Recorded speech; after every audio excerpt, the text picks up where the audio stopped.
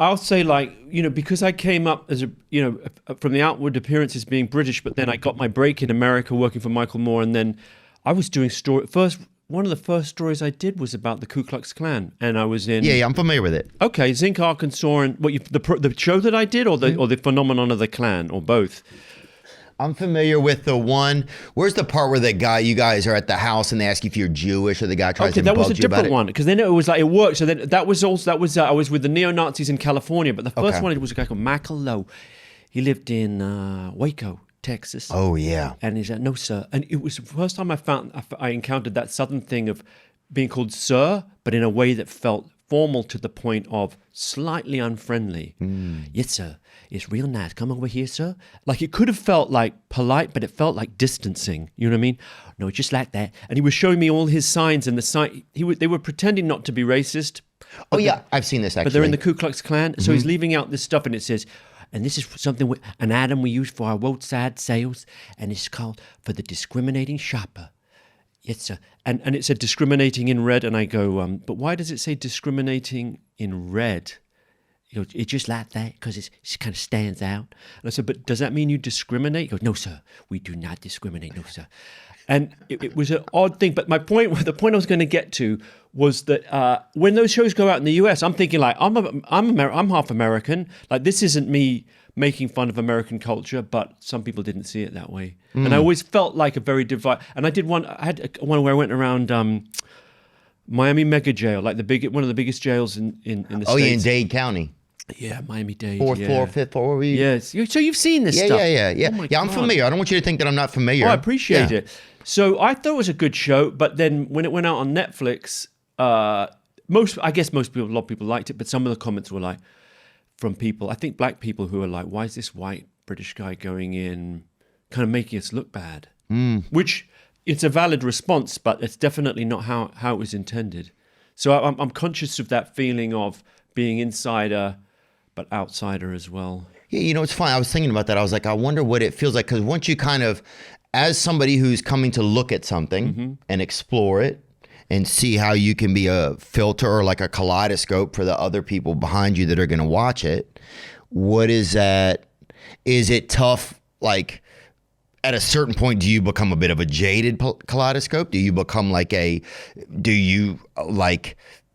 does your funnel change over time just because of doing it more and more, and because it garners esteem. Yes. And so it's just interesting how different factors can start to affect the funnel. I think the best thing that's happened to me is that I'm not that well known in America, and it's changed a little bit for various reasons. So I have a little bit of a profile, but I think the fact that I can go in where if I did a documentary in the UK, I'd be pretty well known. Yeah. And it's fine. You can still do it. In some ways, it generates more goodwill because they're like, oh, we like Louis, we'll let him in. And then off camera, you're maybe doing selfies and whatnot, which is fine, although it kind of eats into your time a bit. And you think, I'm supposed to be a serious journalist, slightly flying under the radar, and here I am doing selfies like at a riot. Do you know what I mean? I'm like, I really need to be filming this right now. So sorry, someone's being arrested over there. Oh, just a quick selfie. Come on, mate. And then in America, however, I'm going around Miami jail. No one's going to ask me for a selfie there. Do you know what I mean? And I love that part of it. And I never get jaded as long as I feel I'm meeting new people. The only times where I felt like the dynamic changes is if I go back and do a follow-up a couple of times. So I did a story about the Westboro Baptist Church. Yeah, I'm familiar. That's in Louisiana, right? It's in Kansas, Topeka, Kansas, the capital. I feel like we have a branch in Louisiana. I don't think so. Really? Yeah. They don't really do branches. It's really just a one-stop shop. Oh, yeah. Unless there's obviously crazy, I use the term crazy advisedly, but there's other outfits, there's strange churches, but with Westboro, there's only, as far as I'm aware, there's only ever been, one of the guys left and moved to Louisiana. I wonder if that's what you're thinking about. I thought they had a forward operating base or something in Louisiana. Maybe. Like a little beachhead. Yeah, Let's deploy from here. So when I went back, did the first one, I'm like, hello, like, how does it work? Like, nice to meet you. So you carry these signs. What's that all about? And then you made the program, and then I went and made a follow-up. And when you go back, they kind of have your number. And I don't mean number as in, like, they know you're a prankster or making fun of them. It's more like they just know who you are. Right. So they don't put up with any nonsense, and you know who they are. So the point, the word you used was jaded. You get a little jaded, and that creates a different energy. So you are sort of saying, come on, just stop it. It's racist, or it's homophobic, it's anti-Semitic, and you just cut to the chase quicker, which you have no camouflage. So it doesn't make it impossible to do work. And as long as I'm on a new story, even if it's a related story to some, like if you put me in a prison in the US tomorrow, I'd be a very happy person. Wow. But no, I meant you're the P actually that gets put in, like you're the thing that has an effect on the. I see. Yeah. I've got the distorting effect of mixing things up, and yeah, I do like that. I don't know what else to say about that. How did that ever start in you that you desired like? Okay, I like invisibility, and I'm an anxious person, and because I grew up always worrying about things, I found if I was talking to someone who seemed off beam or just in any way like their mind worked differently, like maybe all kids are like this, but I was the kid who, if there was a homeless person with his mouth open, and I was like 5 or 6 years old ago, I'd be like, what's going on with that? Mom, why is that man got his mouth open? What, Mom? And they're like, shh, things you're not supposed to talk about, don't talk about it. Or if you read about just weird stuff happening, like guys falling asleep and kind of getting, and then burning to death because they were in the sun and they were wearing too much sun oil. And I was just like, what does that feel like? I was just I think there were aspects of life that felt so strange, it took me out of myself. And whatever inner voices of anxiety and disquiet I had, they were silenced. Does that make sense? Yeah. Yeah, it's interesting. And so if you're on location, you're going and talking to someone who, like the first story I ever did was for Michael Moore, and it was called Millennium, and it was about people who think the end of the world is about to happen. And my main anxiety was, I'm going to be terrible at being on TV, right? I just didn't think I had whatever that gift is. Like I was very nervous. I thought, I know at least 5 people who would be way better at this than me. Like my best friends were all really funny. People I grew up with who went on to be comedians and talented performers, right? And I'm thinking, I'm the least funny one in my friendship group. And yet I was 23 years old and I'd been given this break. And the only thing I had that I was clinging on to that I thought, but I'm going to take this opportunity of being being a correspondent on this news show, because I want to meet these people who are part of these crazy cults who think the world is about to end. Yeah. I just thought that sounds fascinating, and I will enjoy that part of it. And maybe in enjoying speaking to them, they'll get some usable footage.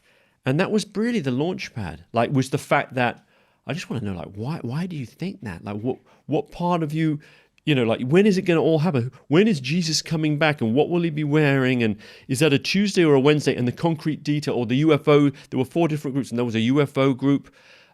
They were landing in Southern California. The spaceships were going to land in 2001. And then there was a group in Western Montana who were a part of a neo-Nazi outfit, who wore little Nazi uniforms. And I remember it was day 3. First 2 days it went terrible. I thought. With the neo-Nazis, you mean? No, the day 1 was a Harold Camping. He was a fundamentalist Christian who talked like this. And then Jesus is going to come back, see? Yeah. And then day 2 was a UFO group, and they were all kind of touchy-feely. We're not preaching doom and gloom. We're not fearful at all. But it was kind of like they kept I just didn't feel like I was clicking with them. Like they talked too much, basically. And I was too polite and scared to interrupt. But then day 3, the Nazis, bizarrely, were the most polite and the most sort of emotionally available. Does that make sense? So I think they were just so lonely and so bored, living like 2 guys living in a trailer in Western Montana. Oh, yeah. Me arriving, and they're like, come on in. It's so great to have you. There's a lot of truth in the prophecies that are written up in Star Wars, the movie Star Wars.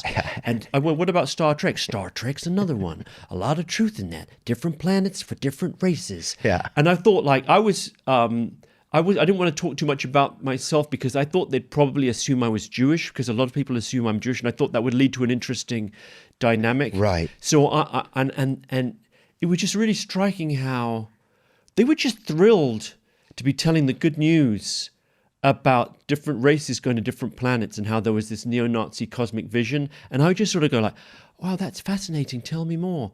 And in the ambiance of kind of weird, I don't want to say friendship, but this sort of weird feeling of warmth that infused the room and the ludicrousness of what they were saying, I thought, okay, I can do this. Like, I can do my job. Right. This is funny and interesting. And that's cool, man. And I thought that was it. I can now. Not only did I think I've got this, I thought like I'm one of the greatest TV performers of all time. That quick. You know what I mean? It was it went like yeah. that. I was like, this isn't a segment. This is a feature film. And in fact, Michael Moore better watch out because I'm hot on his tail. I'm way bigger than that. Yeah. Oh, it's wild how This is your 3 ego. days in. 3 days in. Of course. I'm too big for this. Do you feel accomplished? Yeah. You're not supposed to say yes, but I do. I do because... It's a really cool thing to say. I think it's important.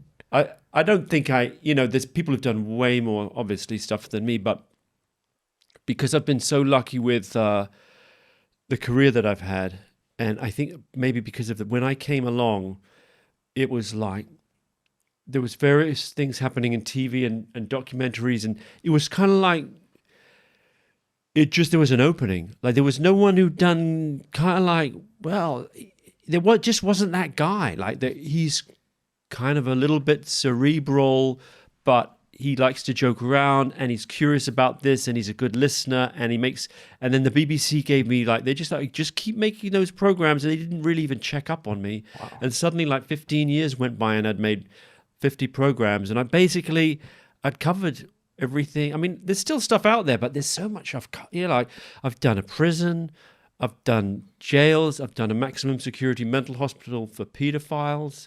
I've done most of the high crime areas, let's say most, but I've done Philadelphia, Milwaukee, Johannesburg, Lagos. I've covered so much. I feel like I've had this huge privilege, this gift, and it's pretty cool. I don't want that to sound weird. I don't think it does. No. Well, it's just a lot of times, especially I think in the U.S., we don't feel that you never hear someone talk about, okay, I feel accomplished. But my thing is, I'd like to feel like I'm wise, and I'd like to feel like I've gone through life, and I've figured something out, and I've been to extraordinary places and delved deep into human psychology, and I've arrived, with some elder wisdom. Yeah. But I haven't. But I think people respect that you're on the journey, no doubt. Yes, I'm still on the journey. I think a lot of people see that. If they pitch you on the side of the Himalayas with a backpack on. And thank you.